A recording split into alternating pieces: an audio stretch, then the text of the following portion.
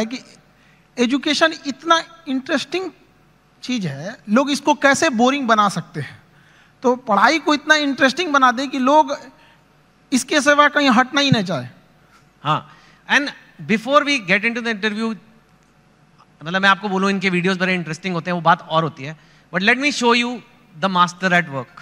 ठीक है, कोई सबसे बोरिंग सब्जेक्ट ले लेते हैं, ठीक है, फिजिक्स, उसमें कोई टॉपिक मैं याद कर रहा हूं अपने आईआईटी के दिन, इलेक्ट्रिक करंट अगर किसी को समझाना है बच्चे को, बिहार में हो, वो कहीं पे भी हो सकता है, और जिसको ज़्यादा नॉलेज नहीं है, इलेक्ट्रिक करंट क्या होता है, कैसे होता है, वोल्टेज वगैरह 3-4 मिनट में अगर समझाना है, तो अगर मैं आपको बोलूँ इलेक्ट्रिक करंट का चैप्टर पढ़ना है, बोलोगे my God such A boring text book. अब हम खान सर को कहते हैं इलेक्ट्रिक करंट। सर देखिए, हम लोग को जो पढ़ाना होता है तो उसमें एक एक्सपेक्ट ये भी होता है कि लड़कों को एग्जाम में पास करके एग्जैक्ट नंबर भी देना है, तो हमें उस एग्जाम के पॉइंट ऑफ व्यू तक पहुंचने में एक अच्छा खासा टाइम लगता है।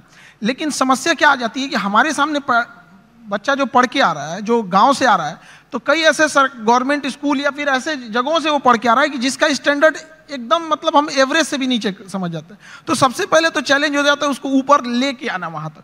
तो एक इलेक्ट्रिक करंट जैसे आप बोले वहाँ पे, तो लड़के जब शुरू में आते हैं तो उनको ये नहीं समझ में आता कि एम्पियर क्या चीज़ है, वोल्टेज में अंतर क्या नहीं समझ पाते, तो उनको समझाना काफ़ी चैलेंजिंग हो जाता है। तो वही एक छोटा मोटा कि हम लोग ये समझते कि जब हम लोग पढ़ते थे तो हमारे दोस्त हमें अच्छे से समझा देते थे और वो देहाती भाषा में समझाते थे, और टीचर लोग एक स्टैंडर्ड फॉलो करने लगते थे, तो हमें ऐसा लगता था कि मेरा दोस्त ही ज़्यादा जानकार है। लेकिन ऐसा नहीं है कि टीचर के पास नॉलेज रहता था, बताते नहीं थे। तो हम लोग के पास जब लड़के आते हैं इलेक्ट्रिक करंट के लिए, तो उसको क्या समझाएगा आदमी कि एक इलेक्ट्रॉन एक छोटा सा पार्टिकल होता है, वो कितनी ज़्यादा आ रहा है, कितना ज़्यादा आ रहा है, वो संख्या में दिख रहा है, कितनी भीड़ आ रही है, वो भीड़ उसके लिए एम्पियर हो गई, कितनी भीड़ आ रही है, और किस प्रेशर से भीड़ आ रही है वो उसके लिए वोल्टेज हो गया। अगर 220 वोल्ट है तो उसका प्रेशर अलग, 440 है तो उसका प्रेशर अलग। तो जहां भी हम लोग भीड़ से निकलते हैं तो क्या चीज होती है, दो ही चीजें होती हैं, भीड़ कितनी है और किस स्पीड से निकल रही है। तो जितनी ज्यादा में भीड़ है वो उसका एम्पियर हो गया, जिस प्रेशर से निकल रही है वो उसके लिए वोल्टेज हो गया, जितना ज्यादा होगा वो। तो इससे क्या होता है ना कि लड़के को पहले समझ में आता है कि नहीं वो रिलेट कहाँ करना है, फिर धीरे धीरे तो वो चीजें उसको एग्जाम तक तो पहुंच ही जाएगा, लेकिन उसको अपने पास हौसला ना खो दे शुरुआत में ही, इसलिए उसके एक फ्रेंड की तरह बताना जरूरी होता है। ठीक है, यू सॉ और मैंने तो वो वीडियो देखा है आपका इलेक्ट्रिक करंट का, उसमें तो अभी तो आप फिर भी उसमें और भी हैं कि 440 वॉट का झटका लगा तेरे छूने से। वो एक्चुअली गाना था तो हमने उसी पे कोरिलेट कर दिया, क्योंकि लड़के आजकल ना गाना वाना बड़ा सुनते रहते हैं सब आजकल, तो हमें लगा कि यहीं से इन लोगों को, मतलब हम ये नहीं कहते हैं कि तुम अलग से टाइम निकालो, बट जिस चीजों को वो देख रहा है, जिसके सराउंडिंग्स में वो रह रहा है, उसमें हर जगह पढ़ाई छुपी हुई है, हम क्यों ना उसको उसी से कोरिलेट कर दें।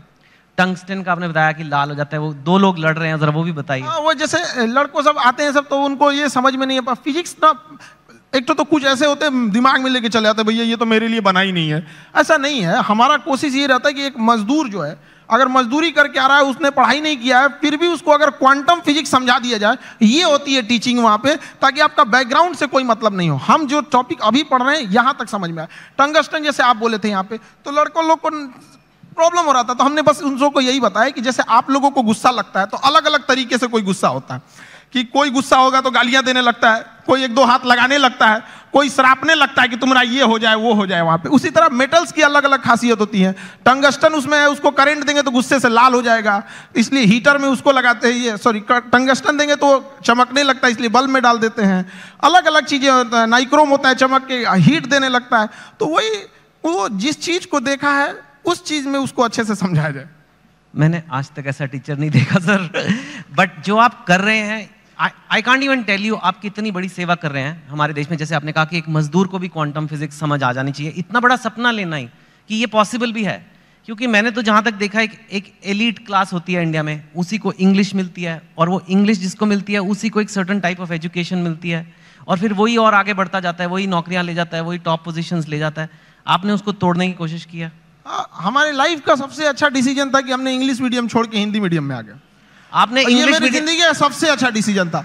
अगर हम नहीं छोड़े रहते तो कहीं कुछ भी नहीं गए रहते। क्या पढ़ रहे हैं हमें नहीं समझ में। हाँ जरूर है कि इंग्लिश मीडियम में या फिर जो आजकल के स्टैंडर्ड है उसमें हम जितने पैसे खर्च कर रहे हैं, जितना इंफ्रास्ट्रक्चर कर रहे हैं, तो अगर हम हजारों की भीड़ अगर किसी चीज में लगाएंगे तो एक दो तो सफल होके आएंगे ही आएंगे ना, लेकिन एक ये भी तो देखिए हमने कितने उसमें लगाए और कितना आउटकम आया यहाँ पर।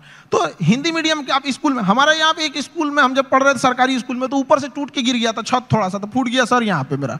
अब बताइए वहाँ के लड़का सबको तो पहले दिखना पड़ता है कि मेरा बिल्डिंग कैसा है, तो ये सब भी तो मायने रखता है वहाँ पे। तो ऐसा नहीं है कि उनको जितना हम लोग अगर मोटिवेट करें या अच्छा एक चीज़ और भी है, लोग सफल होने के बाद ना इंग्लिश को ज़्यादा प्रीफर करने लगते हैं, तो ऐसा लगने लगता है कि इंग्लिश ही है बहुत बड़ी भाषा ही है। ऐसा नहीं है, भाषा बाधा नहीं होनी चाहिए, खास करके एजुकेशन में। जी हाँ बिल्कुल। आपका बचपन कैसा था? मैंने सुना है बहुत मतलब पैसे की कमी रही, ये वो, कितनी आपने गरीबी देखी है काफ़ी? मैं जानना चाहता हूँ क्योंकि लोगों को पता लगे कि आपके बैकग्राउंड के लोग भी कितना ऊपर गए हैं, तो इसके लिए ये बताना ज़रूरी है कि आपका बचपन कैसा था। अब गरीबी की हम क्या बोलें, हमने गरीबी को उतने पास से देखा है कि लोग अपनी पत्नी को उतना पास से ना देखे हों। लेकिन फिर भी कुछ चीजें थी, दोस्तों ने काफी हेल्प किया, वो अपने पॉकेट खर्च में से कुछ पैसे देते थे ताकि आदमी पढ़ सके यहाँ पे, तो काफी दोस्तों ने भी हेल्प किया यहाँ पर।